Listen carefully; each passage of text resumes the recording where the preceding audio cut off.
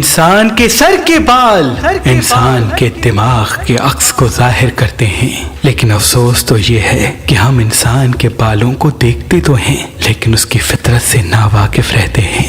تو آج ہم آپ کو بتائیں گے کہ کسی بھی انسان کے بالوں کو دیکھ کے اس کی فطرت کو کیسے جانا جاتا ہے۔ جس انسان کے بال نرم ہوتے ہیں تو یہ سینسٹیو مزاج ہونے کی طرف اشارہ ہوتا ہے۔ ایسے لوگ چھوٹی چھوٹی باتوں پر خوش بھی ہوتے ہیں اور ناراض بھی ہوتے ہیں۔ تبھی ایسے لوگوں سے بات کرنے سے پہلے ان کے احساسات کو جاننا بہت ضروری ہے، کیونکہ یہ بعض مرتبہ رحم، ہمدردی، پیار اور غصے میں آ کر فیصلہ کرتے ہیں۔ جس انسان کے بال سخت ہوتے ہیں تو یہ جوش، بہادری اور مستقل مزاجی کی نشانی ہوتی ہے۔ ایسے انسان جو فیصلہ کر لیتے ہیں اس پہ اٹک جاتے ہیں۔ تبھی ایسے لوگوں کو آئینہ نہیں دکھانا چاہیے، کیونکہ یہ جتنے زیادہ اچھے دوست ہوتے ہیں اتنے ہی خطرناک دشمن ہوتے ہیں۔ جس انسان کے بال گھنگرو ہوتے ہیں تو یہ اس بات کا اعلان ہوتا ہے کہ ایک ساتھ بہت سارے کام کرنے کی صلاحیت کو رکھے گا اور کسی بھی ماحول میں رہ کے اپنا مقام منانے کی، کمپرومائز کرنے کی عادت کے ساتھ قدم بڑھائے گا۔ ایسا انسان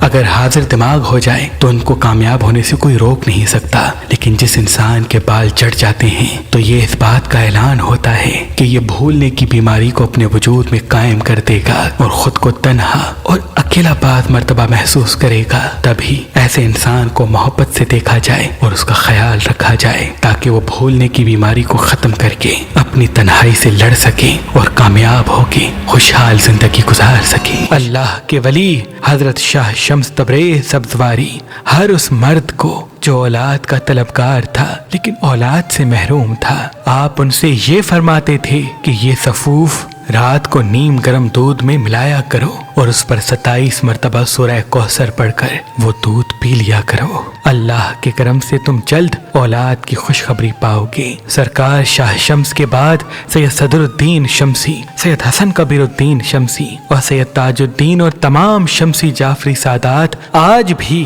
اپنے عقیدت مندوں کو، وہ جو اولاد کے طلبگار ہیں اور اولاد سے محروم ہیں، یا وہ جو ازدواجی حقوق پورے نہیں کر پاتے، یہ فرماتے ہیں کہ صفوف کا چھوٹا چمچ نیم گرم دودھ میں ملایا کرو اور اس پہ 27 مرتبہ سورہ کوثر پڑھ کے وہ دودھ رات کو پی لیا کرو۔ اللہ کے کرم سے تم جلد اولاد کی خوشخبری اور خوشحال زندگی پاؤ گے۔ مہربان اسٹونز کی طرف سے آپ کے بار بار اصرار پہ آج، کل اور پرسوں مہربان اسٹون سے کوئی بھی پتھر لیں گے تو یہ صفوف آپ کو فی سبیل اللہ گفٹ دیا جائے گا۔ یاد رہے یہ صفوف محدود مقدار میں ہے۔ مجھے امید ہے اس صفوف کو نیم گرم دودھ میں پینے کے بعد آپ اپنے جسم میں قوت اور اولاد کی خوشخبری عنقریب نصیب پائیں گے انشاءاللہ۔ اگر ہمارا نمبر آپ کو مصروف ملتا ہے تو آپ ہماری ویب سائٹ مہربانی.com یا ہماری اپلیکیشن جو گوگل پلے اسٹور اور آئی فون ایپ پہ موجود ہے ان سے بھی یہ صفوف کسی پتھر کے ساتھ فی سبیل اللہ حاصل کر سکتے ہیں۔